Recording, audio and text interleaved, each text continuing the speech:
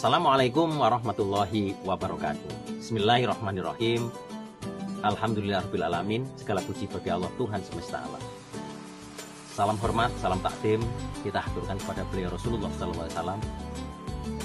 Para pemirsa, saudaraku seiman dimanapun Anda berada, hari ini adalah hari keempat bulan Ramadan. Tentunya tetap sehat.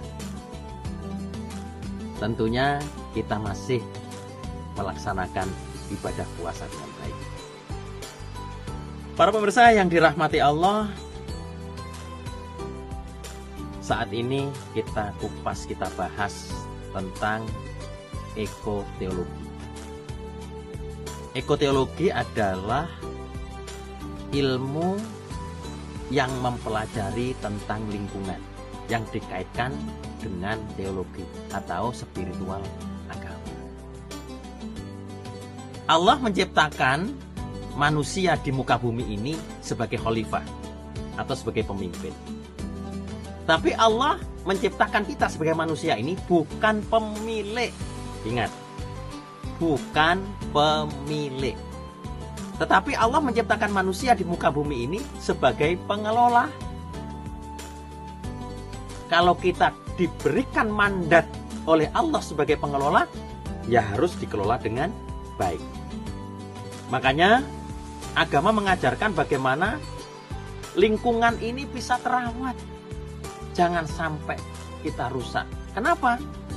Kerusakan alam lingkungan di muka bumi ini yang dirugikan bukan Allah sebenarnya. Allah memberikan alam semesta ini untuk kepentingan kita manusia. Sehingga janganlah kita bersikap dolim. Sesuatu yang indah, sesuatu yang sudah kita manfaatkan, kita rusak begitu saja. Untuk itu, marilah kita jaga bumi ini dengan sebaik-baiknya. Untuk apa? Untuk kelangsungan kehidupan makhluk Allah yang ada di bumi ini. Bukan hanya untuk manusia, hewan, tumbuhan, dan siapapun yang menempati bumi Allah.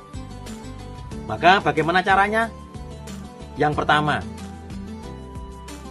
buanglah sampah pada tempatnya, sekaligus bagaimana bisa mengelola sampah dengan benar sehingga tidak merusak alam lingkungan. Contohnya plastik berbahaya sekali untuk lingkungan kita. Kita sudah sering mendengarkan slogan an-nadhafatu minal iman, bahwa kebersihan sebagian daripada iman. Tahukah Allah mencintai, menyukai kebersihan dan kesucian. Makanya ketika kita mau beribadah harus thaharah, harus bersuci. Next. Sekarang kita tahu saat ada penyelenggaraan kegiatan hari besar, pengajian dan lain-lain, apa yang ditinggalkan? Sampah. Sampah berserakan. Benarkah? Betul. Padahal notabene semua pengunjung pengajian atau hari besar tersebut notabene mengerti tentang kebersihan. Bahwa kebersihan itu sebagian daripada iman.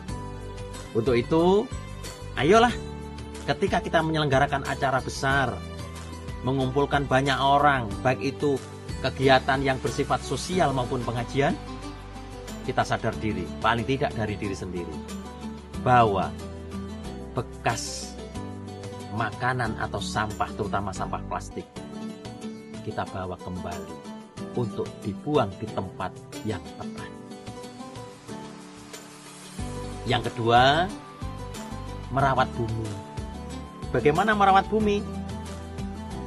Jangan suka menebang pohon berlebihan, kecuali untuk dikembangkan dan dimanfaatkan, tetapi dengan cara yang baik. Jangan mengeksploitasi alam berlebihan. Karena apa? Akan menimbulkan kerusakan. Banjir, longsor. Akibat apa? Eksploitasi bumi secara berlebihan. Oke lah, kita diberikan Allah kemampuan akal berpikir untuk mengelola bumi ini untuk apa? Kelangsungan hidup. Oke. Makanya Allah memerintahkan kita hidup sederhana, jangan berlebihan, jangan menumpuk-numpuk harta. Sehingga alam ini akan ada keseimbangan. Sehingga apa yang kita ambil dari alam ini cukup untuk sanggung ibadah. Nah, seperti itu. Ya, yang kedua, ayo kita reboisasi, menanam pohon. Hijaukan bumi.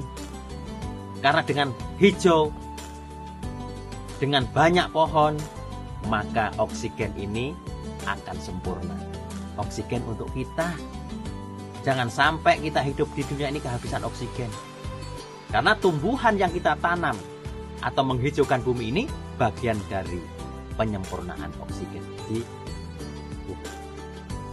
Berikutnya, ayo kita sadar diri, selalu menjaga lingkungan di sekitar kita. Nggak usah memikirkan lingkungan yang luas dulu, lingkungan terdekat kita. Ketika kita sudah menjaga lingkungan kita masing-masing, otomatis semua lingkungan akan terjaga. Itu yang dapat kami sampaikan. Kita sambung di momen yang berikutnya, karena penjelasan tentang ekoteologi ini sangat panjang. Paling tidak kita sebagai umat muslim mengerti apa yang dimaksud dengan menjaga bumi.